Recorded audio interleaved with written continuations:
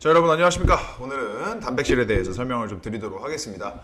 너무너무 중요한 영양소죠. 1g당 4칼로리를 만들고 저희 몸을 구성하는 데 있어서 정말 필수 불가결한, 그냥 없으면 이 생존 자체가 성립이 안 되는 그런 영양소라고 생각을 하시면 됩니다. 지금부터 말씀을 좀 드리도록 하겠습니다. 이제 아미노산들이 펩타이드 결합이란 걸로 이루어지는 분자입니다. 자연에 존재하는 단백질 같은 경우는 약 한 20가지 정도의 아미노산으로 구성이 되고요. 필수 아미노산이랑 비필수 아미노산이 있죠. 지금 나오는 리스트를 봐주시면 됩니다. 근데 이제 우리가 가장 관심 있는 거라고 하면 이제 단백 동화 작용이 되겠습니다. 결국 그래서 우리가 운동하고 단백질 먹으면 이게 근육으로 될 거냐? 단백 동화 작용이라는 건 뭐냐면 식품을 먹었을 때 체내에서 단백질로 저장되는 정도를 말한다고 생각하시면 됩니다. 그러니까 즉 근성장이 되느냐 마느냐겠죠. 내 고객께서 이제 단백질을 먹었을 때 이것이 우리가 운동 이후에 복구하는 과정에서 근육으로 만들어질 수 있느냐가 가장 중요한 트레이너들이나 운동 지도자들에게 필요한 부분이라고 생각하시면 되겠습니다. 보통 이제 우리가 신체 내나 이제 생물체 내에서 복잡한 화학 반응을 만들어내는 것들은 거의 다 단백질들이고요. 뭐 이제 최근에 뭐 코로나 바이러스로 유명해진 뭐 RNA나 이런 것들도 다 단백질이라고 보시면 됩니다. 뭐 몸을 이루는 뭐 연골, 피부, 가죽, 근육, 뭐 근육은 뭐 말할 필요도 없고 이런 애들은 다 단백질이라고 보시면 됩니다. 걔네들을 만드는 게 콜라겐이랑 케라틴이거든요. 그 콜라겐과 케라틴도 단백질의 일종이라고 보시면 됩니다. 아미노산 개수랑 결합 순서에 따라서 거의 뭐 무한정의 경우의 수로 결합을 하기 때문에 사실 뭐 우리가 단백질이라고 하면은 그냥 단백질 뭐 파우더 내지는 그냥 단백질 급원 정도로 생각하지만 저희가 나중에 이제 심화 과정에서 다룰 거지만 굉장히 광범위한 이 커버리지를, 그러니까 범위를 가지고 있다고 생각하시면 되겠습니다. 이제 영양이나 식품 관점에서 단백질이라고 하면은 이게 얼마나 질이 좋느냐거든요.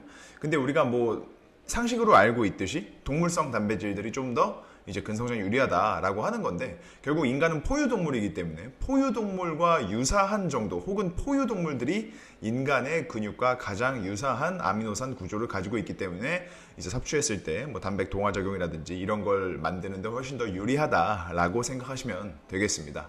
자, 지금부터 제가 여러분들한테 말씀드린 거는 PDCAAS라는 건데 이게 뭐의 약자냐면 Protein Digestively Corrected Amino Acid Score 이라는 것의 약자입니다. 뜻은 이제 아래 나오는 거를 봐주시면 되고요. 뭐 흥미롭게도 지금 스코어 보드를 보시면 아시겠지만 대두 단백이 우리의 생각과는 다르게 아미노산 점수에서 만점을 받았습니다. 우리 생각에 동물성 단백질이 아미노산 점수에서 만점을 받고 식물성 단백질은 좀 그러지 못할 것이다 라고 생각하지만 대두 단백질 같은 경우는 굉장히 질이 좋은 단백질이다 라고 여러분들이 생각하시면 되겠습니다. 그래서 옛날에 보충제 할 때 원가 절감하려고 대두 단백 굉장히 많이 썼죠.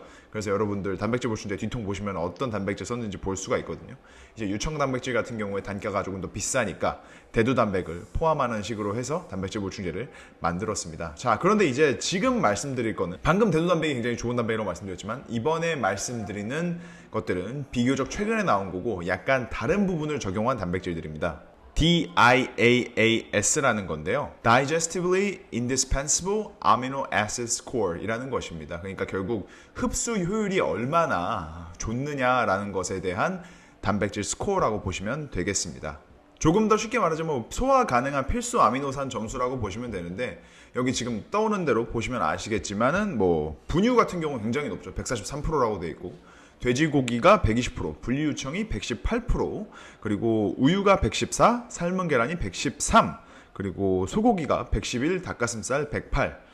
약간 의외죠. 저희가 생각하기로 이제 소고기나 닭가슴살이 우리가 일반적으로 운동할 때 좀 소고기는 이제 여유가 되시는 분들, 닭가슴살은 이제 뭐 이제 가난한 헬창들이 많이 먹는 음식으로 혹은 시즌을 하는 사람들이 먹는 음식으로 많이 알려져 있는데 생각보다 돼지고기의 이 흡수율이 상당히 높다라고 볼 수가 있겠습니다. 이거는 약간 뭐 믿거나 말거나 야사 같은 건데 제가 옛날에 광화문 대형센터에서 일을 할 때 그 정말 팔이 이만하신 그 전직 YMCA 보디빌더 할아버지 분이 계셨거든요. 그분한테 제가 현역 때 무슨 고기를 제일 많이 드셨냐? 라고 했더니 자기는 돼지고기를 가장 많이 먹었고 돼지고기가 정말 좋다라는 류의 말씀을 하셨는데 저는 항상 이 운동을 공부하고 이런 영양 같은 것들을 공부할 때마다 올드타이머들이 이걸 과학적으로 설명할 수는 없었지만 그래도 신체적으로 체득한 것들 중에 틀린 것들이 거의 없었다라는 것을 보면서 상당히 좀 놀라움을 금치 못하고 있습니다. 역시 사람은 직접 해봐야 되고요. 실기가 너무너무 중요한 부분이 아닌가라는 생각이 매번 듭니다. 그리고 이제 생선류 같은 경우는 뭐 확인할 수 없었겠습니다만 연어가 높은 점수를 받았기 때문에 생선류도 뭐 비슷할 거라고 생각을 합니다. 생선류 같은 경우는 또 이제 기름지면은 오메가3 같은 걸 많이 함유하고 있기 때문에 좀 더 적합하죠. 아무래도. 아까 대두에 관해서 얘기를 하는 건데 대두 같은 경우는 농축 대두 단백이 이제 98.5% 조금 낮죠? 대두 단백은 91.5% 등등으로 해서 아까 우리가 말씀드렸던 그 PDCAAS에서 대두 단백이 만점을 받았던 것에 대비해서 대략 뭐 91.5%면은 뭐 그렇게 낮은 숫자도 아닙니다만 높은 숫자도 아니기 때문에 역시나 동물성 단백질이 근성장에는 그리고 신체를 재구성하는 단백 동화 과정에서는 훨씬 더 유리하다라는 것을 우리가 알 수 있었습니다. 그리고 콩 같은 경우는 렉틴이라는 소화를 저해하는 물질을 함유하기 때문에 아무래도 좀 소화 흡수에서 약간 어려운 부분이 있어서요. 이제 성장기의 어린아이들에게는 동물성 단백질을 충분히 섭취하게 하는 것이 굉장히 중요하다라는 생각이 듭니다. 다만 이제 저도 채식에는 그렇게까지 반대하지 않는 입장인 게 경량급의 신체가 요구되는 스포츠들이 있지 않습니까? 예를 들어서 뭐 F1이라든지 드라이버가 가벼워야 되거든요.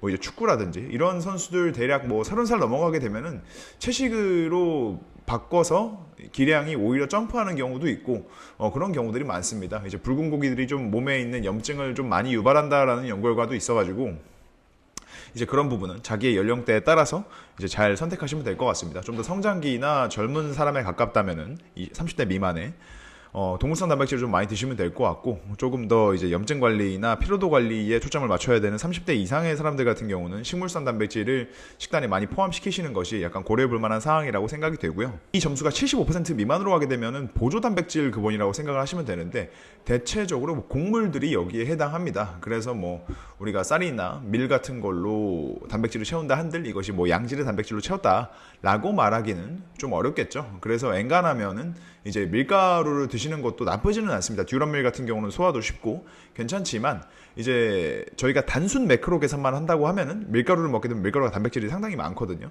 그래서 어떻게 보면 단백질 같은 숫자를 채우더라도 흡수율이 안 좋은 단백질로 채웠기 때문에 이제 내가 좀 진지하게 운동을 하거나 아니면 정말 퍼포먼스가 중요하신 분들이라면 좀 쌀이나 아니면 혹은 자기한테 잘 맞는 소화 흡수가 쉬운 정도의 탄수화물을 섭취하시고 단백질도 적은 쌀이죠. 그러니까 흰쌀 플러스 흡수율이 좋은 단백질 위주로 자기 매크로를 채우시는 게 조금 더 도움이 되는 전략이 아닌가라는 생각이 듭니다. 쌀 같은 경우는 59%, 완두콩 58%, 호밀 47.6%, 보리 47.2%, 밀 40.2%, 아몬드 40%, 옥수수 10%, 두부 58%. 약간 두부는 조금 배신감이 느껴집니다. 저는 두부가 단백질이 많다고 생각해서 못 만들 때도 사실 한창 많이 먹었었는데 약간 이렇게 보니까 조금 배신감이 느껴지네요. 그래서 여러분들에게 오늘은 단백질에 대해서 좀 간단하게 가장 기본적인 요소를 좀 설명을 드렸습니다. 사실 이 정도만 알고 있다고 하더라도 일선에서 고객들의 단백질 이제 섭취량이나 아니면은 뭐 식단 조언을 해드리는 데는 큰 문제는 없을 거고요. 저희는 나중에는 더 영양학에 관해서 좀 더 심화된 과정으로 여러분들에게 인사드리도록 하겠습니다. 오늘도 시청해주셔서 감사하고 구독과 좋아요 부탁드리도록 하겠습니다. 감사합니다.